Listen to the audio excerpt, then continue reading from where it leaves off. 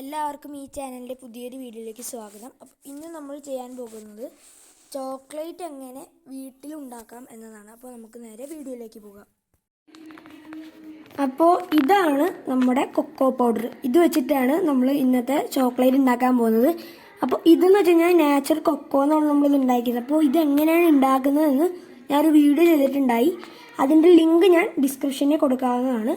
അപ്പോൾ അത് കണ്ടിട്ട് നമുക്ക് ഈ വീഡിയോയിലേക്ക് വരാം. ഇത് ചോക്ലേറ്റ് ഉണ്ടാക്കാനായിട്ട് ഞാനൊരു പാത്രത്തിൽ പാലും പഞ്ചസാരയും ഇട്ടിട്ട് ഈ പഞ്ചസാര അലിയാൻ വേണ്ടിയിട്ട് ഒന്ന് ഇളക്കി കൊടുക്കണം. നല്ലോണം ഇളക്കി കൊടുത്തു കഴിഞ്ഞിട്ട് നമ്മൾക്ക് ഇതിനകത്തേക്ക് നെയ്യ് ഒഴിക്കണം. നെയ്യ് ഞാൻ അളവ് പറയുന്നില്ല, കാരണം ഈ പാലിൻ്റെയും കൊക്കോ പൗഡറിനനുസരിച്ച് ഈ നെയ്യുടെ ആയാലും എന്തിനും അളവ് വ്യത്യാസം വരും. അതുകൊണ്ട് തന്നെ അളവ് ഞാൻ പറയുന്നില്ല. നിങ്ങൾക്ക് ഇഷ്ടമുള്ളത്ര നെയ്യ് ഒഴിച്ച് ഇളക്കി കൊടുക്കണം. അത് കഴിഞ്ഞ് നല്ലോണം ഇത് ഇളക്കി ഈ നെയ്യൊക്കെ ഈ പാലിനകത്തേക്ക് യോജിച്ച് വന്നതിന് ശേഷം നമ്മൾ കൊക്കോ പൗഡറാണ് നമ്മൾ നേരത്തെ ചെയ്ത് വെച്ചത്.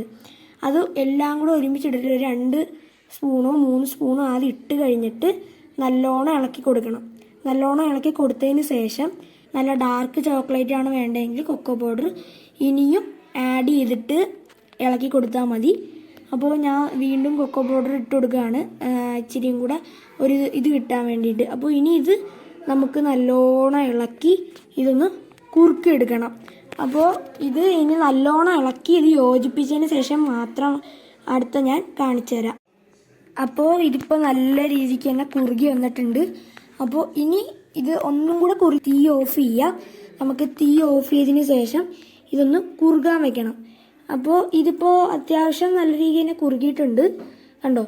ഇത് ഇച്ചിരി കൊണ്ട് കുറുകിയാൽ നന്നായിരിക്കും. അപ്പോൾ ഇത് ഈ ഒരു പരുവം കണ്ടോ, ഈ പരുവത്തിലാക്കിയിട്ട് നമ്മൾ ചോക്ലേറ്റിൻ്റെ ട്രേക്കകത്തോ ഐസ് ട്രേക്കകത്തോ ഒഴിച്ചു വയ്ക്കാവുന്നതാണ്. അപ്പോൾ നമ്മളിത് മുഴുവൻ ഇത് ഒഴിച്ചു വയ്ക്കണം. അപ്പോൾ നമ്മളിത് മുഴുവൻ ഒഴിച്ചു വെച്ചിട്ടുണ്ട്. അപ്പോൾ ഇനി ഇത് ഫ്രീസറിലേക്ക് വെച്ചിട്ട് നമുക്ക് മാറ്റി വയ്ക്കണം.